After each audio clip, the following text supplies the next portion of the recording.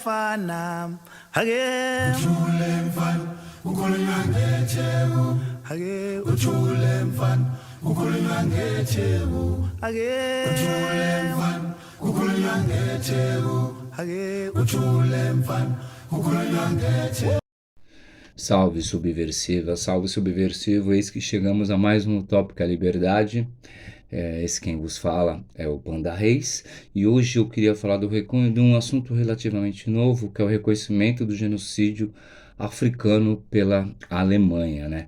Seria uma indenização da Alemanha aos descendentes do genocídio africano, né?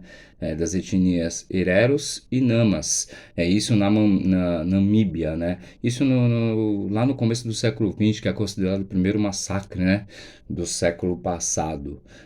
3 décadas antes da perseguição aos judeus, essas etnias estavam na mira do extermínio alemão.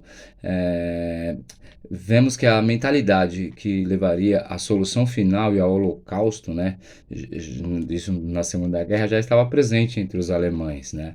Isso em uma colônia africana, né? Podemos dizer que é a preparação do então genocídio na Segunda Guerra Mundial. Entre 1904 e 1907, na atual Namíbia, no sudoeste do continente africano, foi o palco desse massacre, que foi o massacre aos povos Herero e Nama, onde foram assassinados entre 75 mil a 100 mil pessoas, quase extinguindo completamente esses povos.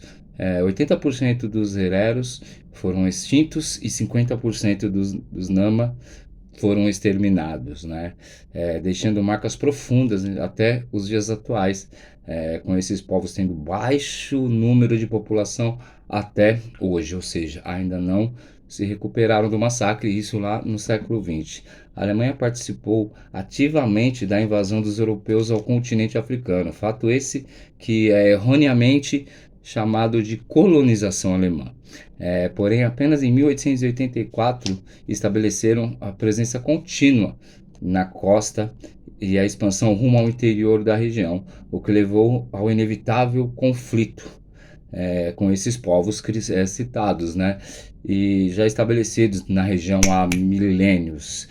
Mas em 1904 a revolta dos Hereros e dos Nama explodiu contra os invasores, colonizadores, né?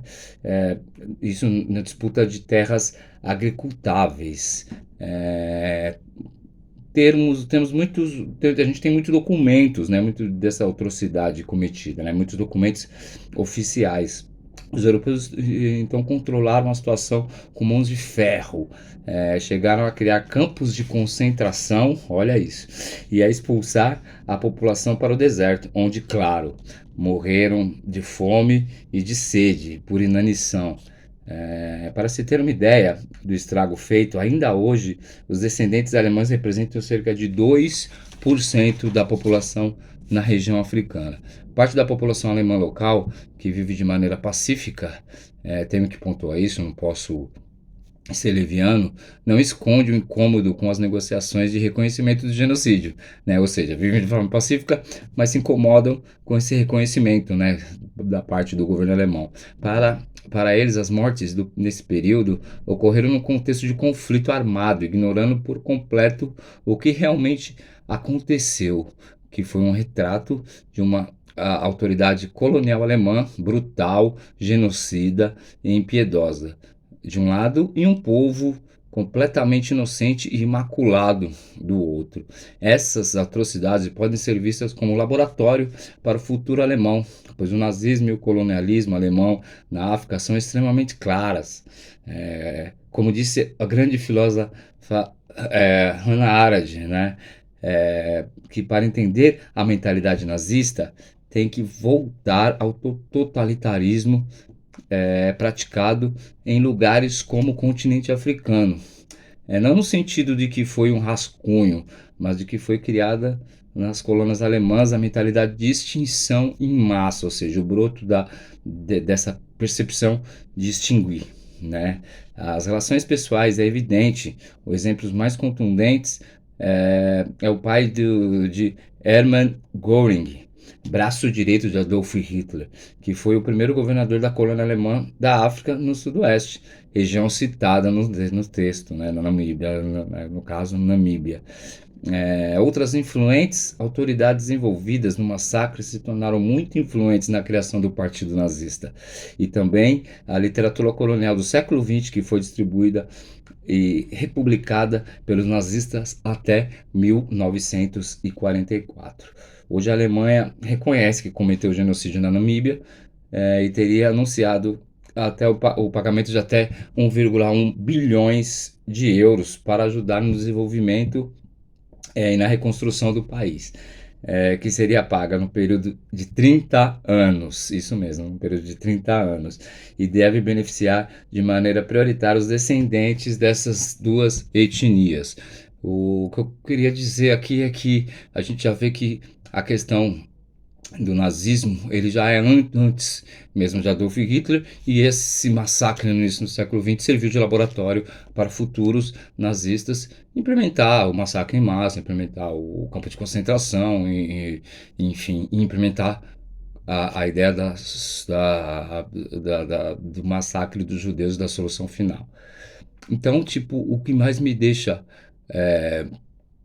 como é que eu vou dizer assim, revoltado, é a população de 2% de alemã branca, né, que ainda reside na região, achar que não foi genocídio, achar que não foi um massacre, achar que aquilo ali foi um conflito, né, algo muito parecido com o que temos nos dias de hoje, né, de um lado, uma nação forte, uma nação estruturada belicamente, e uma outra nação de uma resistência mais tribal, mais da maneira que que eles podem ter, ou seja, sem o poderio bélico dos europeus nesse caso, e no caso atual que estamos vendo de outros países.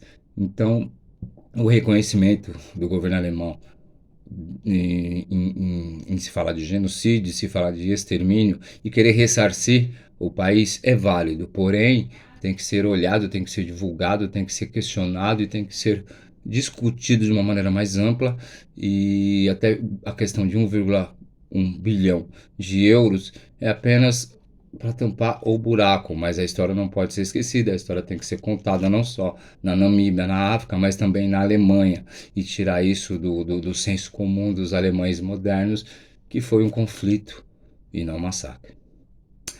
Perfeito, meus amigos, perfeito, minhas amigas, é isso. Continue resistindo para continuar existindo. A história é muito pior do que foi contada e a verdade ela vai se revelando. A maquiagem vai caindo e nós, historiadores afrodescendentes e historiadores brancos também que tenham a consciência da igualdade, tem que ser contada. Até a próxima, a gente se vê em breve. Até mais.